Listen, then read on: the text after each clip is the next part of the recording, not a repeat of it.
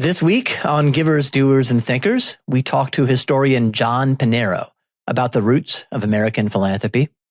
Most interestingly, we talk about its dark sides, including its historic associations with anti-Catholic prejudice, war, and eugenics, and what all that reveals about one particular way of understanding and practicing philanthropy. Let's go.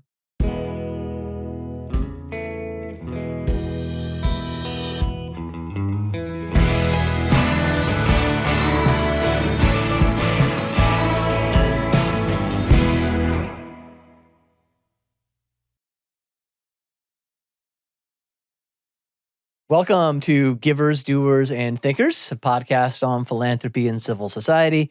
I am Jeremy Beer, and it's great to have you with us.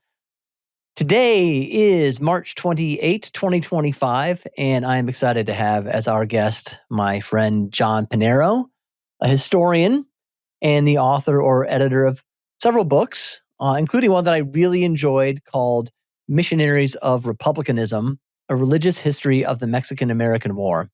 Now that might sound like a narrowly focused book, but it's actually really illuminating on the topic we're going to talk about here today, which is some of the ugliness and prejudice that has accompanied mainstream American philanthropy and charitable institutions, or might say voluntary associations, over the years. But first, let me finish introducing John. He is director of research at the Acton Institute in Grand Rapids, Michigan, from whose fancy studio he speaks with us today, as you can see. Prior to joining Acton, John was professor of history at Aquinas College in Grand Rapids, where he chaired the history and philosophy departments. And previous to Aquinas, John was assistant editor of the Papers of George Washington at the University of Virginia. In fact, his current book project is titled, tentatively, Beyond Burke, George Washington and the Origins of American Conservatism, which I very much look forward to reading. John, how are you? I'm good. Thank you for having me, Jeremy. It's a pleasure to be on your podcast. Yeah, thank you for joining. As I told you when I invited you on, we're sort of loosely focusing this season on the forthcoming American semi-quincentennial. And I wanted to have a historian like you on to talk about that and sort of the less positive role that at times a sort of American philanthropy has played over the last couple of hundred years. So let's start by talking about progressivism with a capital P. And I'm going to have you kind of take us through a little bit of how progressivism has shaped philanthropic institutions over the years and what that has looked like. And I thought we would start with where your book really starts, the Missionaries of Republicanism book, or at least where it focuses. It's kind of that Tocquevillian era, the 1830s or so, right? Talk about what was motivating a lot of the associations that were forming at that time. What were they trying to do? What did Tocqueville see? What did he not see? How was that all playing out back then? Thanks, Jeremy, for the question. So Tocqueville toured the United States in the 1820s, 1830s, and this was the time where the United States was becoming what by the 1830s was actually the most democratic country in the world. So it's important to know what that means in the 1830s, of course, but this was the case. And what he wanted to know was why the United States hadn't fallen apart yet. Why was it not going through recurrent revolutions and violence and upheaval and demagoguery like the United States had? What could he learn from the Americans? And the most major thing he noted, among other things, for why the Constitution was still working was Americans' fondness for associative life. And so he looked around in this time, and he said, "Look, in England, we'd see a great lord at the head of an effort. In France, we would see the government at the head of an effort. But in America, the Americans just form associations. They do it to build hospitals, schools. They do it to spread Bibles. They do it for any number of things, small things, big things, major things. They never really just look to the government. Now, we know, of course, the end story with the progressives with a capital P is they're going to look to the government. But we're in an evolutionary part here, right? And so in the 1820s and 30s, the tradition was if you wanted to change somebody's mind, you actually talk to them. You talk to them, you change your mind, you make arguments, you try to educate their children. But the point is, with these voluntary associations, this associative life, that of course makes money. People are contributing their time, but they're also contributing money. And this is really where philanthropy starts in the United States. We see a few efforts in the 1700s, but it's really in the 1820s. I would relate it firstly, and there's a great book by Ronald Walters called American Reformers that does this, a scholarly academic work. I think it's a great book. And what he says is you can't talk about the reform efforts and the associations and the philanthropy from this period without understanding the evangelical Protestant revivals of the time period. So nearly every one of these, awakening kind of happening. This is right a now? second Great Awakening, they called it. So the Great Awakening hadn't been called the Great Awakening until the 1820s. And then Protestants in America thought, wow, we're living through a time that seems like the 1730s and the 1740s. That was the first Great Awakening. Then this is the second. And this is when the evangelical Protestant churches really took off in America, the Presbyterians and the Baptists and the Methodists. And what Walter said is you can't understand all these reform efforts if you don't understand the evangelicalism underlying them. The fact that this was part of their faith. They were looking towards a new millennium. They thought the end of the world was near. And so they really wanted to clean up the Americans' house in order to pave the way for Jesus to come back. I always compare it to so grandma's coming over and you live in a pretty clean house, but grandma's really going to look around quite a bit, right? So you just make it extra clean when grandma's coming. So when she comes, she says, wow, this place looks great. And most people, there's just kind of a natural inclination when you have guests. Yeah. But William Lloyd Garrison, the famous abolitionist, said, look, when we prayed the Lord's Prayer, thy kingdom come, thy will be done, there's a sense Garrison thought, and others of the reformers thought, you could kind of push God's hand a little bit, give him a nudge, like, look at how good we're doing. Come back now. Look at all this stuff we're working on. And you see this in politics, but you see it in the churches as well. And so this is the world Tocqueville came into, and there's just democratic ferment. And Tocqueville said that the whole country just seems on the move everywhere. It's just a very vibrant time in American history.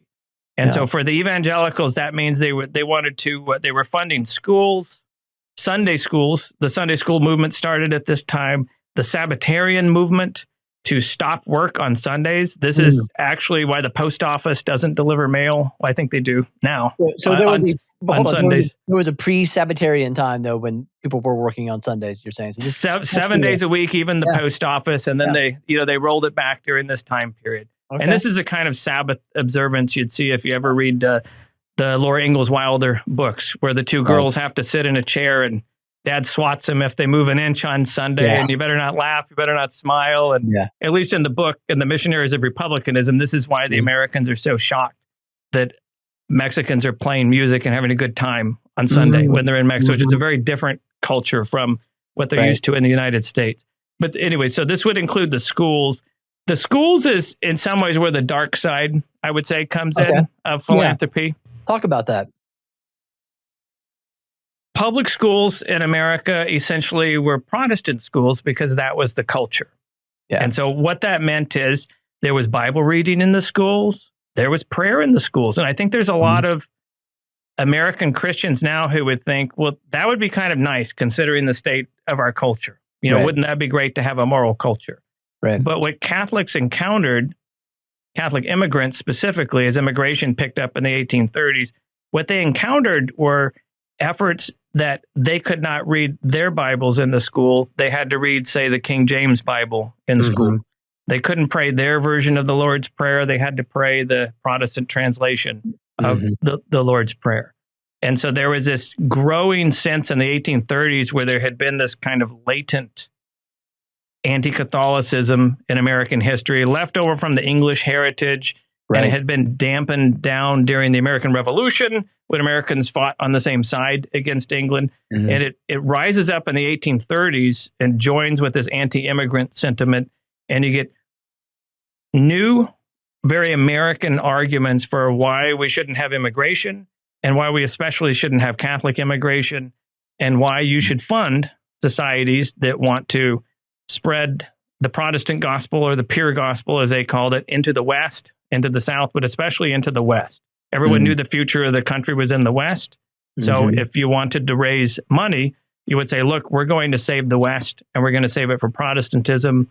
And the reason we want to do that is only Protestants are capable of maintaining Republican government, representative government. And Catholics can't do that, and they would give their arguments. So if you give us money, we'll make sure there's Protestant teachers and Protestant schools, et cetera, in the West. Yeah. There's a lot of fear of, well, I assume, so this is during the Mexican-American War or just after the Mexican-American War? This is in the lead up. So the 1820s, it really starts to pick up in the 1820s. The war against Mexico started in 1846, and it didn't start over religion, but it certainly was I argue in the book that this was the lens through which most Americans were able to make sense of it. Yeah, because you were going to war against a country that wasn't truly capable of being a democracy and also was sort of enthralled to a false sort of religion, right? Yeah, I mean, it's the Catholic country next door. And the Texas Revolution in the 1830s was the first sort of wake-up call about this. But by the 1840s, look, Mexico had 14 presidents since the 1820s, none of whom had been elected. Yeah. And if you're trying to make arguments that Catholics just can't do Republican government, and this is your next door Catholic neighbor, and then the Catholic chaplains who were very controversial in the United States that James K. Polk sent with the army into Mexico, they're even writing back saying, wow, we really got to reform the church here. It's a mess. So even the Catholics kind of had this downward look towards the Mexicans as well. Yeah. So there's really a leveraging, though, of sort of anti-Catholic prejudice to build up these early associative societies for spreading the gospel in the West. Yeah, leveraging is the exact right word. So we'd like to usually think that the number one moral issue prior to the Civil War in America was slavery. Because wouldn't that be nice? It's the most obvious. It's such an obvious affront to human dignity. Right. But in fact, the tariff was number one. We do hear about tariffs nowadays, right? Banking, internal improvements, the federal government funding them. But what those three things had in common was somehow the U.S. government from the top down getting into your pocketbook, affecting the choices in what you do with your money, what you don't do with your money. So that kind of control from afar. But in fourth place and quickly rising by the 1850s, it was number one until around the late 1850s when it was supplanted by slavery was immigration. Yeah. So three out of four, probably 75% of the immigrants were Catholic. All the Irish immigrants were Catholic, and about half of the German immigrants were Catholic. And these were the two large groups coming in the 1820s and 30s. And so they come with their religion, and they found schools, convents, they built churches. In the 1840s, Bishop Hughes started building St. Patrick's Cathedral in New York City, for example. Right. And so you start to look around your city and you think, I thought we were an Anglo-Saxon Protestant country. This is really different. Can these people really, do they know what it means to be an American? Are they capable of assimilation? They don't worship in our language. They don't even speak our own language. I mean, the Irish don't arrive in most cases speaking English. They arrive speaking Irish, right? And so, I mean, they speak some English, but a lot of them are speaking Irish. Wow. And so there's the linguistic barrier. What are those Catholics really doing in the confessional? And so we start to get conspiracy theories, and they're promoted by two people, primarily. Samuel F. B. Morse was one of them, and Lyman Beecher was another. And for our concern here, we want to look at Lyman Beecher.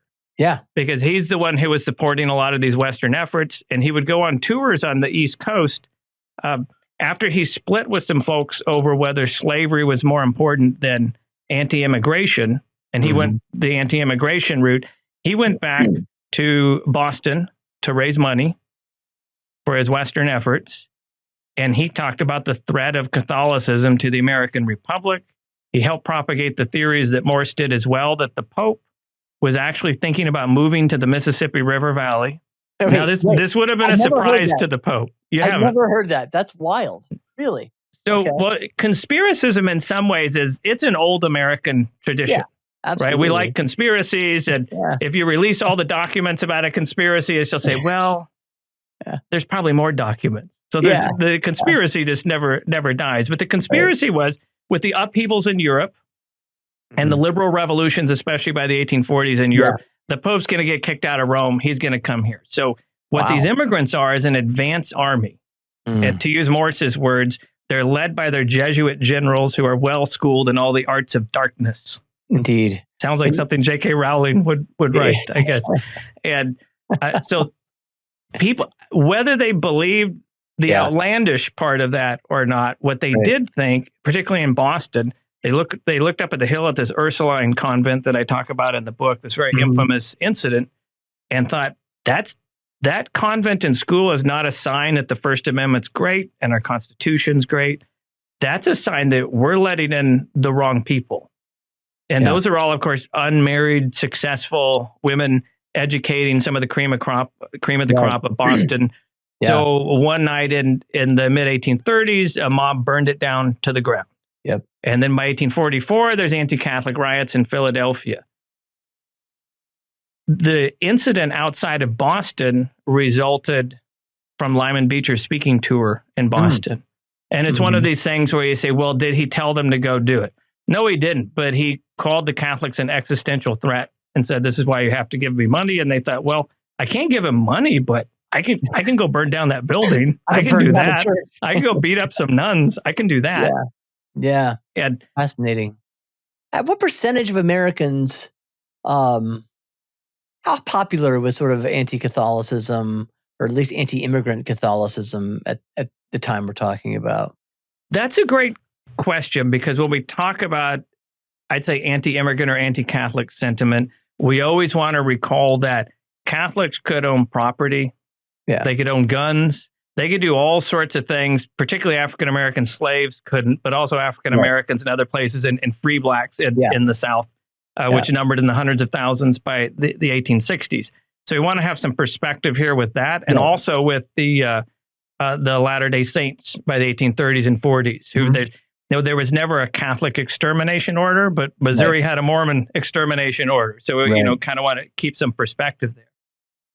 I would say there was a general feel in terms of American identity that American identity was white, Anglo-Saxon, Protestant. And this is what I talk about in the book. And they formulate this as manifest destiny, and they formulated an argument for territorial expansion. And the only way to spread good Republican, always with a lowercase r here, I mean Republican government on the continent, is to spread the American Republic. The Catholics just aren't capable of that type of government. They're beholden to a foreign prince, or their religion makes them backwards economically, backwards politically, etc. I would say in general, that's a general feeling, but these violent acts were almost always condemned by elites and educated people, and really the equivalent of what we now call middle class people. So in that sense, everyone's not supporting this violence. If you wanted to measure popularity, we could look at New York State and Pennsylvania, which ended up with the Native American Party, it was called. This was not a party of American Indians, but of nativists. They had 6 congressmen. They had the mayoralty of New York. They controlled the legislature in at least 2 states. So it was popular enough. And this is prior to the 1850s, what a lot of people know about the Know Nothing Party. This is a predecessor of the more famous Know Nothings that Abraham Lincoln tried to purge from the Republican Party in the late 1850s. So I wouldn't say it's a large percentage by any means supporting that kind of violence. But when the war comes, a lot of these voluntary societies say, we're usually pacifist, and most of the evangelicals were abolitionists as well. So we should oppose this war because we, number one, think it's going to spread slavery. And number two, we're opposed to violence in general. But gosh, we can spread the true faith to the shores.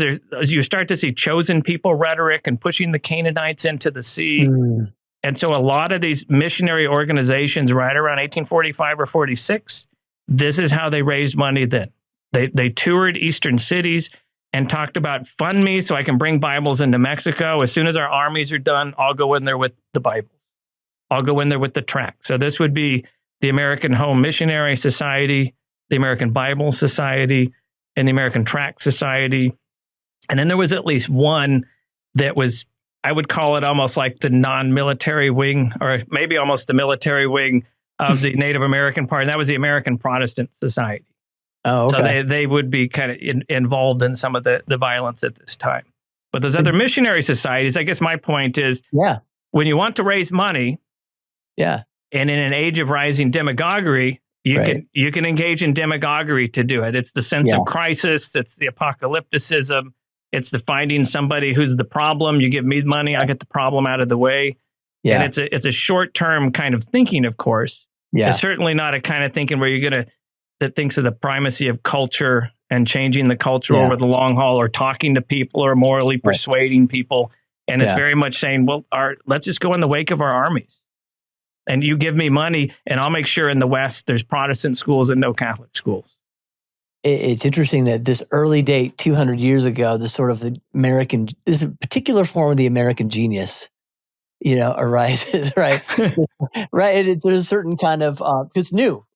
That's something new in the world, right? This sort of associations, voluntary associations, at least at this kind of scale, participating in that kind of crusading work. I think it's something new. It's not associating to feed the poor in the village. This is something very different than that. I mean, to be fair, they did that too, but they also were doing this, right? And I think the key for me when I think of the Tocquevillian angle here and the civil society angle is the U.S. government, from the president on down, they're trying to push against this. They're very afraid that if the Mexicans saw this as a religious war, then it'll really be a long, drawn-out war. So it's not a case of where, like nowadays, certain think tanks or associations might work behind the scenes or not so behind the scenes with U.S. government officials, et cetera, and the money crossing in all different directions. This was very much a case of grassroots. And in that sense, that's certainly very American, too. This is what impressed Tocqueville. This is what a democracy looks like. The ideas come from the bottom, and so does the action, even. Yeah. Well, let's leap ahead. I don't know. Another several generations. Talk about eugenics. Eugenics and progressivism and philanthropy. How do you understand? We talked about this on this podcast a couple of times in the past with different guests, but how do you understand where the energy came from behind the eugenics movement? What sort of ideology was driving that, and how philanthropy gets mixed up with it? I don't think we can. It's hard to understand for most Americans how popular eugenics really was, how respected it really was. Wow. We like to engage in what I condemn all the time, which is presentism, where we just assume we would have been on the right side of everything in the past, and we somehow would have had more knowledge than they had. We do this all the time, and it's a terrible thing. Yeah. But most of us really have a hard time understanding the eugenics movement and the support for it, because its culmination, it seemed in many ways, its horrible culmination was really the efforts in Nazi Germany, for instance. So when you go from encouraging versus discouraging some people to procreate, to sterilizing them, and then what's eventually the next step? Well, just kill them now, right? Yeah. And that's even faster, and that's kind of what the Nazi regime does eventually by the 1830s. 1930s. I'm still in the 19th century. Yes, the 1930s. So in the case of Americans, this was an age of what I'd call scientism and not science, and there's this kind of worship of all things scientific. And this was a scientific theory that goes very well with the scientific racialism of the time period, which said in the United States that, again, this started to evolve in the 1840s, but that the Anglo-Saxon race was somehow superior. Whether it was biological or not, there were congenital things that made them choose the religion of free people, which was Protestant Christianity, the politics of free people, which was Republican government. And they were more productive. They had the biggest empire in the world, the British Empire. And then the second biggest soon to be, they thought, the United States. This is where the future was moving. And so this is the age of social Darwinism, out of which we get this phrase, survival of the fittest, which doesn't come from Darwin, right? That comes from talking about social groups competing. And so for most educated people, they thought, well, this is what the scientists are saying. So if you follow the science, as they were saying a few years ago in this time period, you follow it into eugenics and you think, why do we want poor, suffering people and tuberculosis and all these things? Let's just try to figure out how to make the race stronger. And that's what eugenics was all about. So they couldn't go and dig around in the genome, and they couldn't make, they didn't have CRISPR technology, and they couldn't make techno babies and perfect babies and clones.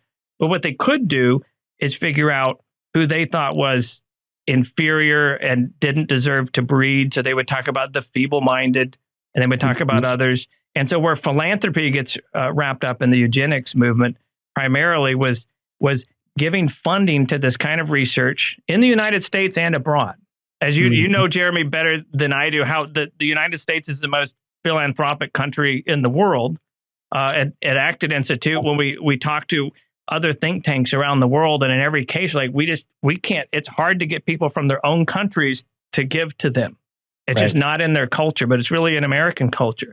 So if you say, I'm going to help these people all the way around the world do this, and they're doing some great stuff in Germany right now, why don't you give me some money for that? And they're doing it. So the Carnegie things founded by the Carnegie Institution, the Rockefeller Foundation, eventually the Ford Foundation, a lot of these, Margaret Sanger's Birth Control League, which eventually evolved into Planned Parenthood, they're all involved in funding eugenics.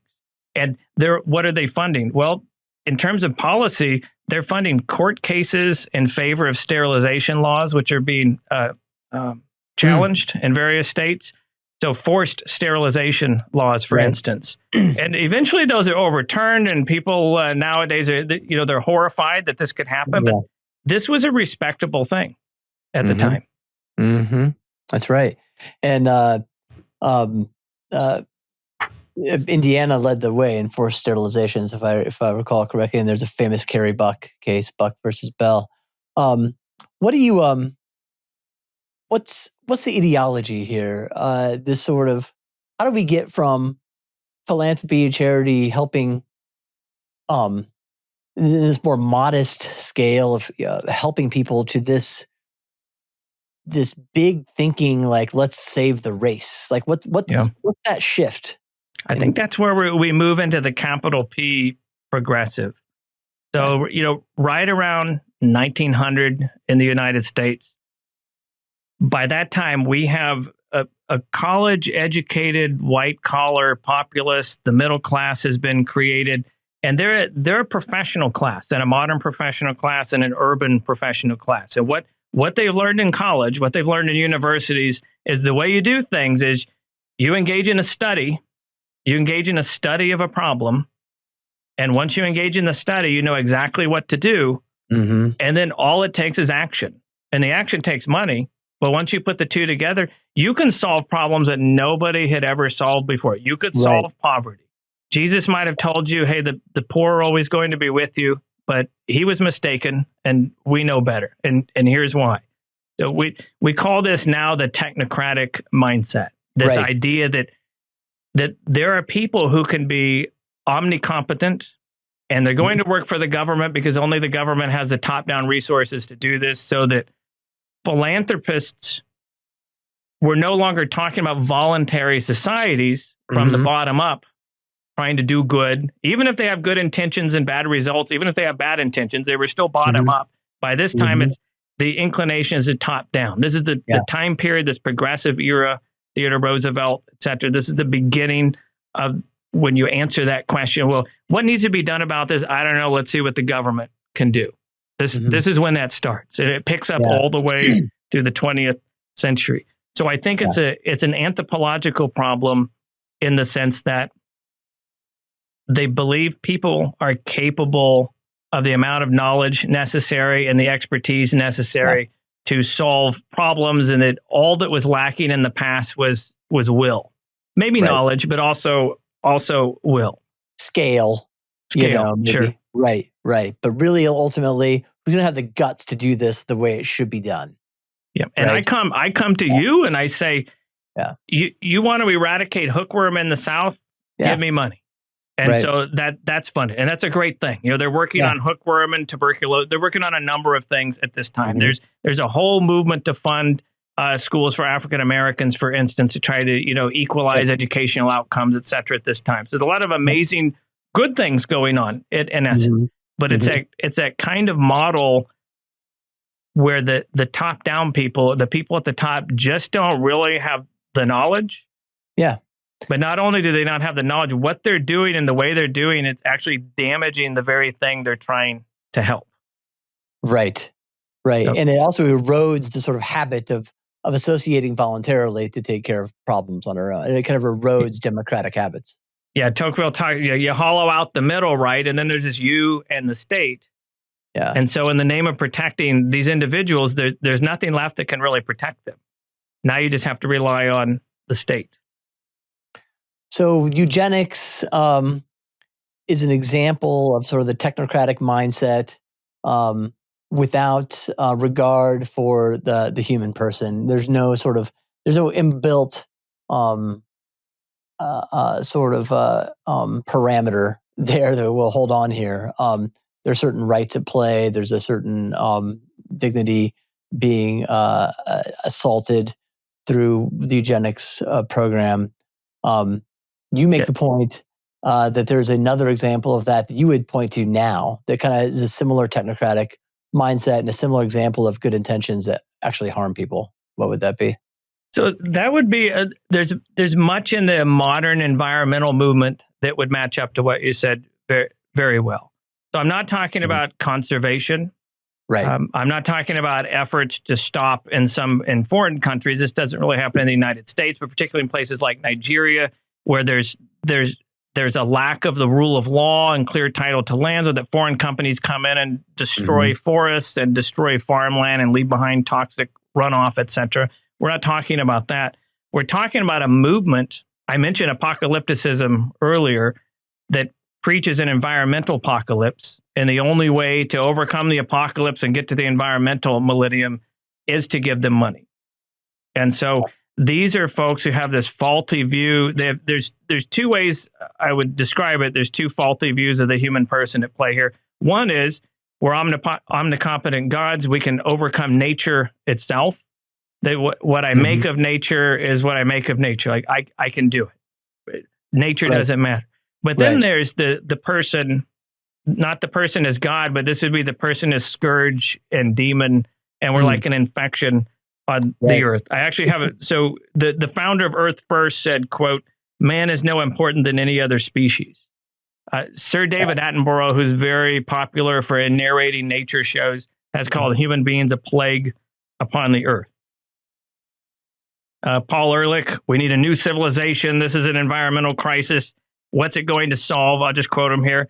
"The inequitable distribution of wealth and resources, racism, sexism, religious prejudice, and xenophobia." That's pretty amazing for a group that wants to save the whales and the trees, and I mean that's a lot to try to accomplish. Right. But that's what I mean by the apocalypticism. Like, the world is going to end tomorrow if we don't do something. Give me money. I recall when I was a wide-eyed college student, and I think Greenpeace they were always coming in and out of the campus, and they had booths, and I thought, okay, like, I like sea otters. I was living in California. I like otters. I like whales. I don't like oil on my feet when I'm at the beach. I mean, maybe we have some common ground here. Right. And I said, what can I do? And they said, just send us a check. Yeah. And I said, well, I'm a college student. What do you send? I'm working at Chick-fil-A. Here's $1. I mean, what do you want? I said, but I can do something.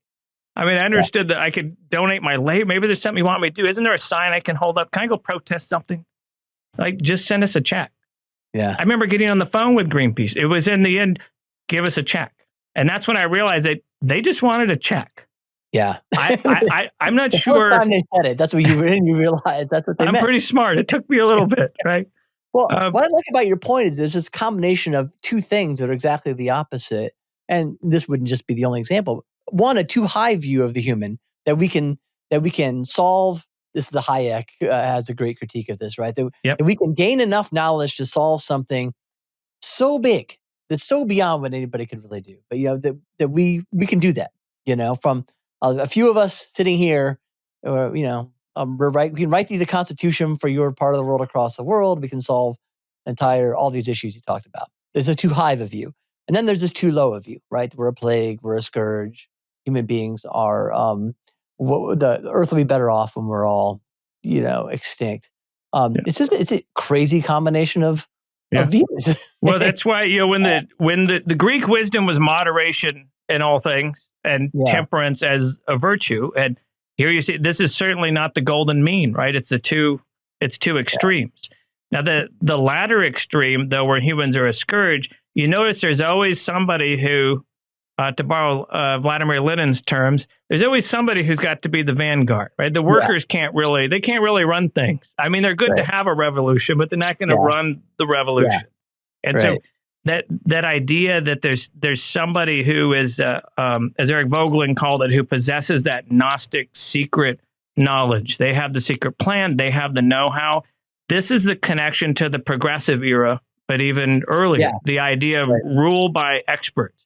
Now, when I go, if my gallbladder starts to swell up, or the appendix or something, or I have a sore tooth, I'm not going to take my sore tooth and go to the bowling alley, see if there's anyone around who can help. Right? That's right. I mean, there's experts for some things, but these are experts in all things, and the reason Vogelin called them modern Gnostics is because they have the knowledge you don't, and you just have to listen to them.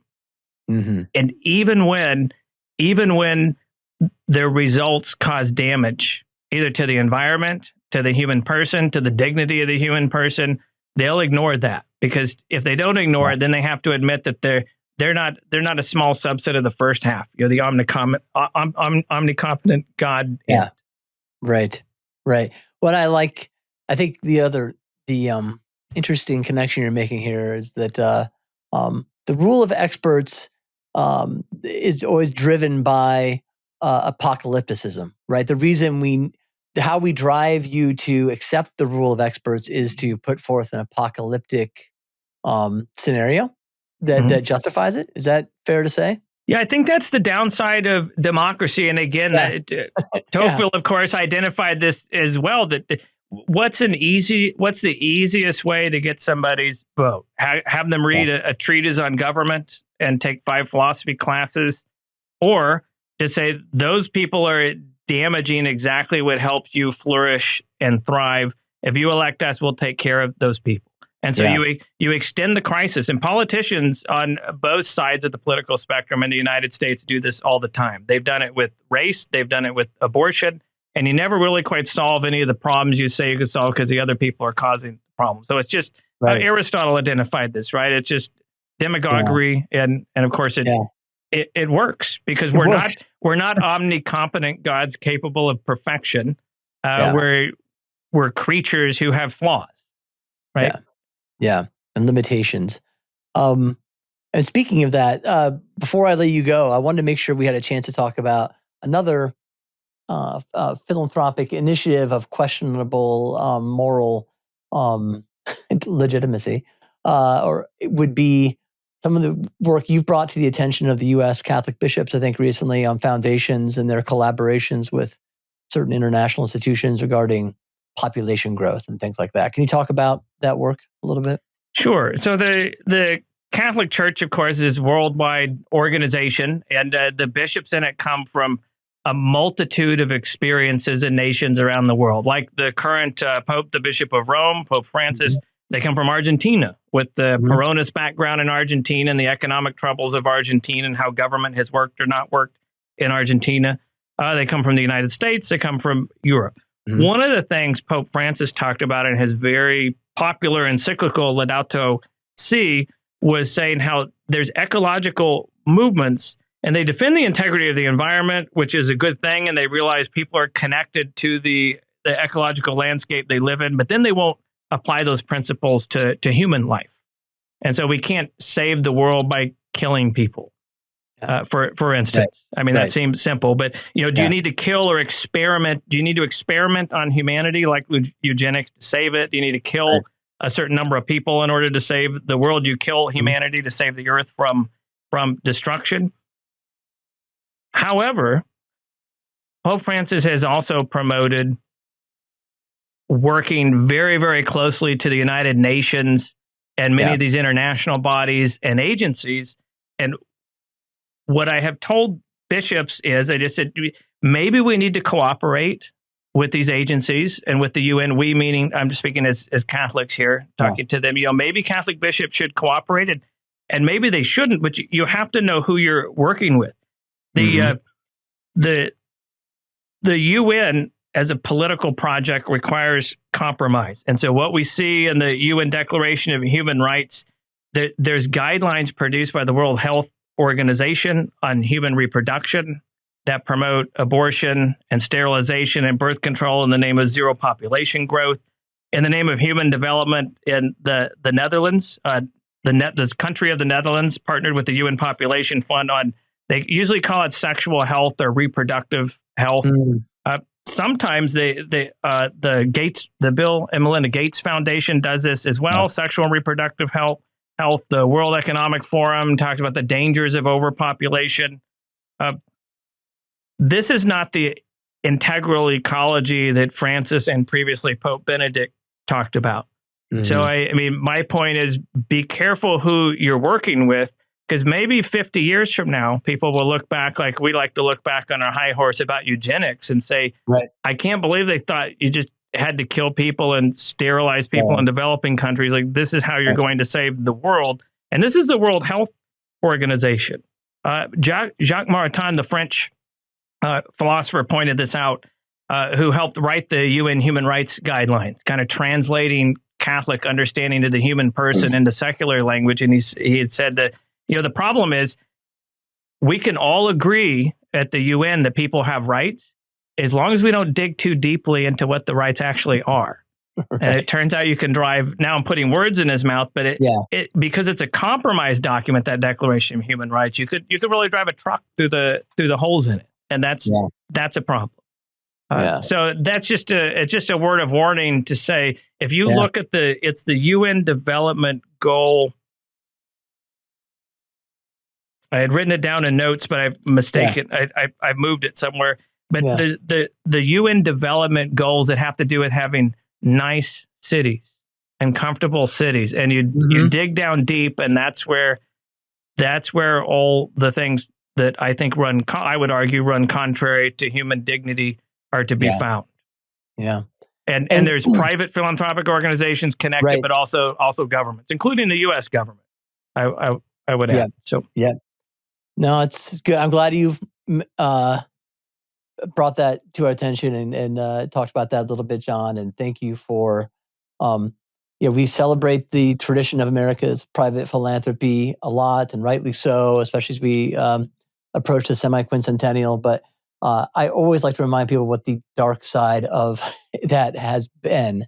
And there's more to it than what we just talked about in the last 45 or 50 minutes. But when it gets entangled with or seen through a technocratic lens, and maybe disconnected from its Christian or Jewish Christian roots, there can be major problems with it. So thank you very much. Yeah, thank you, Jeremy. I mean, we're capable of great good. We're capable of great evil. We have to be aware of that all the time. It's UN Sustainable Development Goal number 11. Okay. It rattles around eventually. So got it. Yep. Appreciate you. Thank you so much. John Pinheiro, people can follow you on X at, what's your handle, Dr. John Pinheiro? Dr. John Pinheiro on X. Yeah. That's Pinheiro. And also at acton.org, you can check out John's work and the work of the many other excellent scholars who are connected with the Acton Institute. So thank you, John, very much for being with us today. Absolutely. Thank you. It's my pleasure. Hey, thanks for joining us for today's podcast. If you enjoyed it, we invite you to subscribe or rate or review us on YouTube, Apple, Spotify, or wherever you listen to our podcasts. Thanks a lot.